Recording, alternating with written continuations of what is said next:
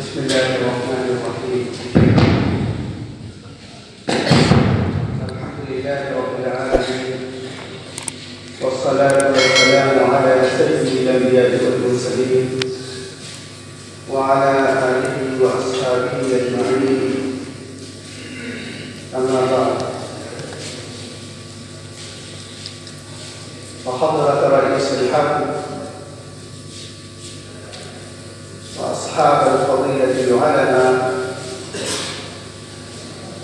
وإخواني الطلبة،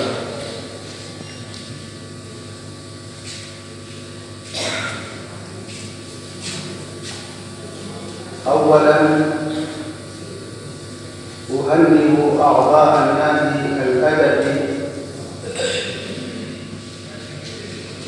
الذين عقدوا باحتفالهم بهذه وقدموا فيه خطبا جيدة وأناشيد رنانة ومحادثة ممتعة والمساجلة النافعة، فأهنئهم على ما قدموه بشكل نافع، وأرجو لهم الرقي والتقدم في مستقبل القيامة.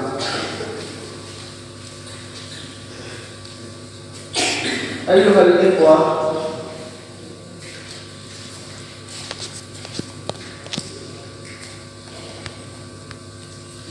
هناك سؤال يتردد على ألسنة كثير من الناس، وهو أن طلاب المدارس الإسلامية يدرسون المنهج الدراسي المشتمل على معظم الكتب العربية، يدرسون هذا المنهج 8 سنوات، ولكنهم لا يستطيعون أن يتكلموا باللغة العربية ولا يستطيعون أن يكتبوا بها. لا شك أن هذا السؤال هو سؤال مهم،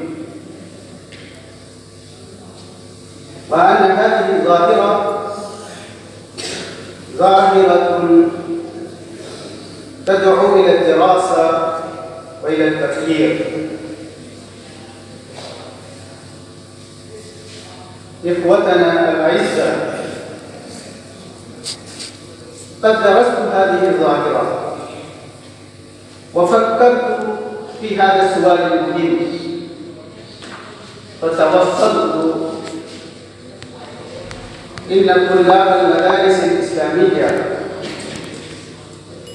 معظمهم لا يقدرون على اللغة العربية نطقا وكتابة،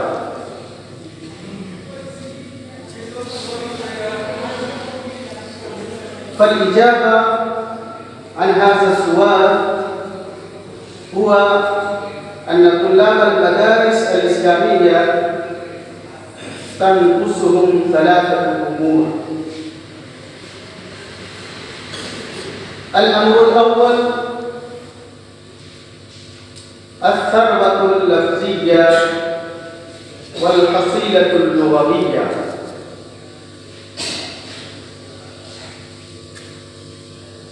تنقصهم الثروة اللغوية. نعم، تحصل لهم الثروة بدراسة المقررات الدراسية تحصل لهم ثروة، ولكن تلك الثروة تساعدهم على فهم المقررات الدراسية وعلى فهم الكتب القديمة. وأما الصحف العربية المعاصرة والمجلات العربية المعاصرة والمؤلفات العربية المعاصرة لا تساعدهم على فهمها تلك الثروة. فمثلا إذا أخذ طالبنا مقررا من المقررات الدراسية وأراد أن يفهم ما فيه، فهو يستطيع بسهولة أن يفهم ما كتب فيه. وإذا أخذ صحيفة عربية أو مجلة عربية أو كتابا مؤلفا في هذه الأيام وأراد أن يفهم، لا يمكن أن يفهم. نعم، من الممكن أن يقرأ العبارة بشكل صحيح،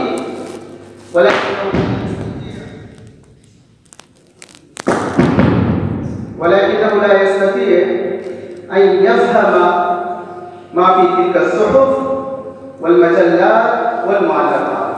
لماذا؟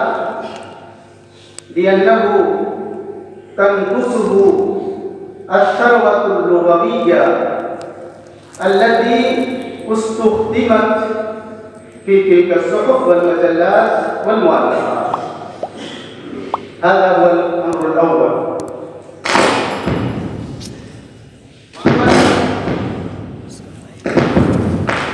وأما الأمر الثاني فهو أن طلابنا يدرسون قواعد النحو والصرف والبلاغة، يدرسونها بشكل نظري لا بشكل تطبيقي. يدرسونها ولكنهم لا يتمرنون على القواعد،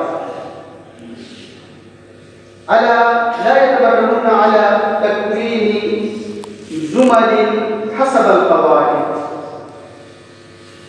فينقصهم التمرين على القواعد النحوية والصرفية والبلاغية. والأمر الثالث هو التمرن على النطق باللغة العربية والكتابة بها. فهذه الأمور الثلاثة تنقص طلاب المدارس الإسلامية، فإذا أزالوا هذه النقائص الثلاثة وتوفروا على تحصيل الثروة اللغوية من المعاجم والقواميس، الثروة اللغوية التي تساعدهم على فهم المؤلفات القديمة والحديثة، وتساعدهم على فهم الصحف والمجلات العربية الصادرة في العالم العربي.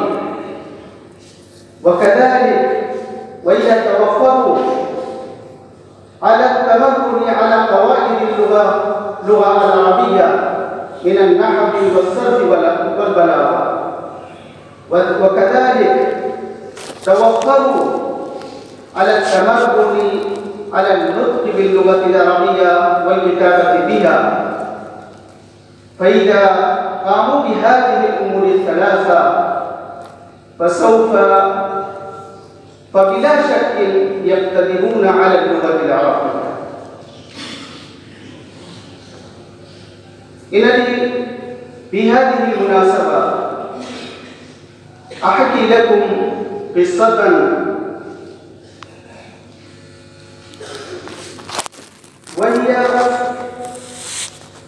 وهذه القصة هي بصدد أنكم تستطيعون أن تتعلموا اللغة العربية من الكتب الدراسية كذلك. وهذه القصة تتصل بشيخنا شيخ العربية والمعلم المثالي الشيخ وحيد الزمان الكيراني رحمه الله. ذات يوم ذهبت إليه بعد صلاة المغرب، وكان معي أحد زملائي وهو الشيخ عبد الرحيم البورماوي، وهو رئيس جامعة عربية في بلد بورما اليوم. فحضرنا إلى فضيلة الشيخ الكيراني وطرحنا إليه أسئلة كثيرة بشأن اللغة العربية. فقال: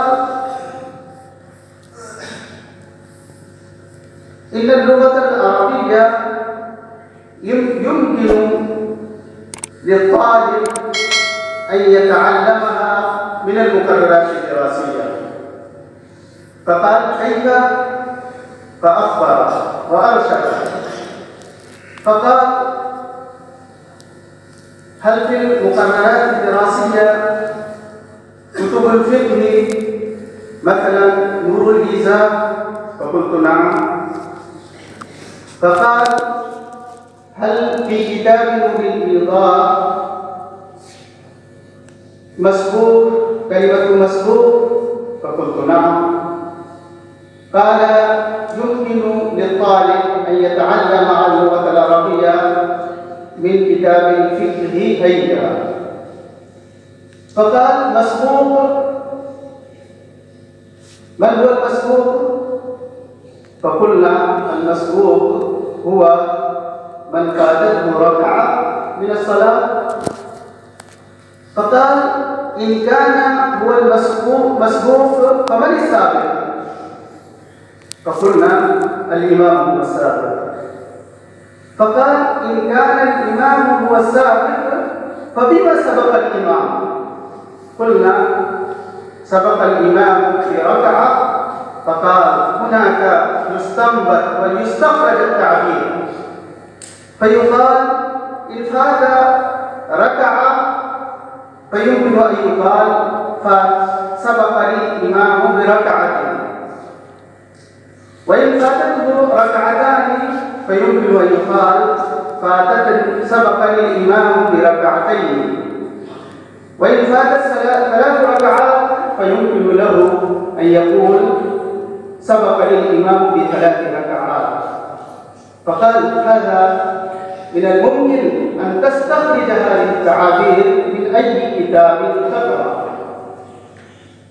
فأيها الإخوة، إنني ذكرت لكم هذه الأمور 3، وكذلك هذا الإرشاد وهذا التوجيه للشيخ وحيد الزمان الكيراني رحمه الله، فاعملوا بذلك لعله ينفعكم في شأن تعلم اللغة العربية. أقول قولي هذا وأستغفر الله لي ولكم، والسلام عليكم ورحمة الله وبركاته.